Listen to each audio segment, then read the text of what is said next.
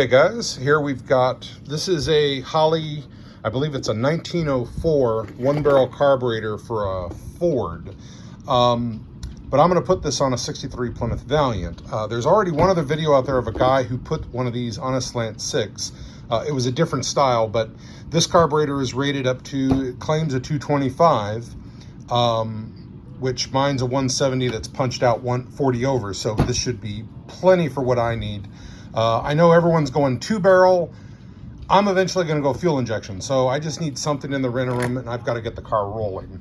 On the surface, this is a Holley carburetor off of a Valiant. Let's go over a few of the differences. First thing is where the air cleaner sits. As you know, with the Chryslers, they've got a metal hoop that go over the top to hold the air cleaner down. This, and you'll see, you know, you've got these here. You can't do that on here. There's no place to put it. The chrome air cleaners, you're gonna get them little chrome air cleaners. They'll slide right down and the little set screw will go in. What I'm probably gonna do is get one of those, but then I'm gonna adapt the factory lid to go over it so I can use the factory air cleaner. I really don't like those tiny chrome air cleaners. The other thing that is, and this is why it was very important that I mentioned the what motor it was meant for. If you look, this is larger than this hole. This is a little smaller. The other thing that the more keen observer would have known is this is where your PCV valve goes. This is an older carburetor. There is no space for a PCV valve. What I'll probably do is before PCV valves, they just where the PCV valve went, they just put a piece of pipe and ran what they called a draft tube, went down below the car. You can buy a spacer that goes between here, about that tall, and you could poke a hole in the side of it and put a little brass plug. Also, if you have a Slant 6 manifold that has the EGR valve that sits right about here, ditch the EGR valve. You don't need it anyway. Put a flat plate and then drill a hole and put a brass hose bib on it. Be sure to use a pipe tap for pipe tap. I believe it's 1/4 inch NPT. That's Nancy Papa Tango. That's different. But I'll maybe explain that in a later video.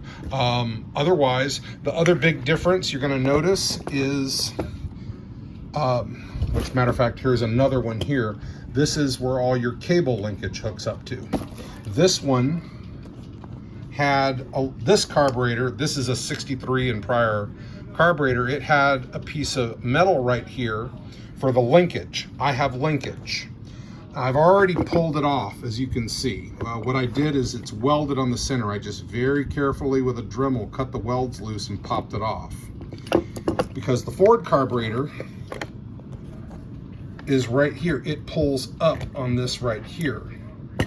So we got to make that work because the cable is over here, or the linkage goes right here and twists.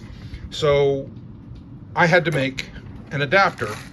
I started with a piece of cardboard, and somewhere around here is the cardboard template that I used, and I made this. And what it does is it goes around here and it goes up and it goes right here, and I put my linkage piece on it. Now you'll notice, get some light here, notice there are 2 holes right here with this in the middle.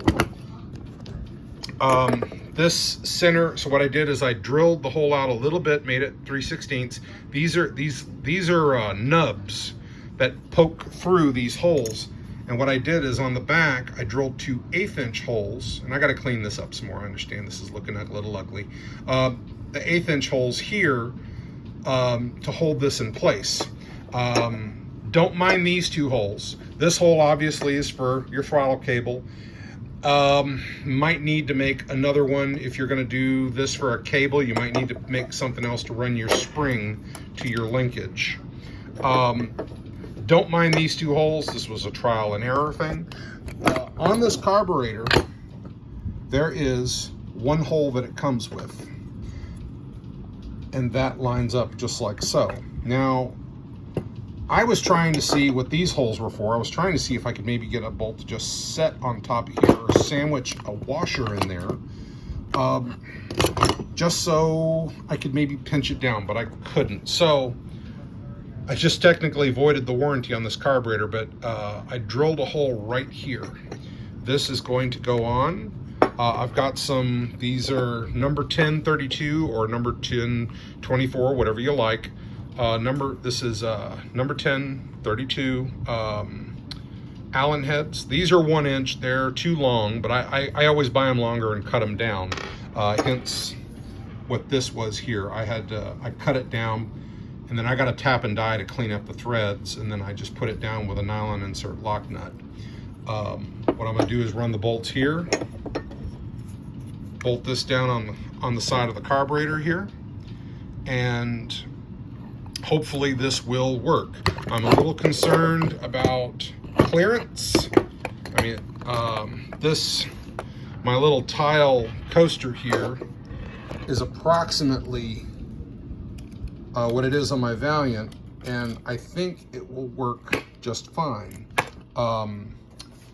So there's more to come. I just wanted to run over this with you. I'll put a link in the description below with the part number. This was about $121, but this is a brand spanking new 1-barrel carburetor. So let's see what we can do, and good luck and have a great day.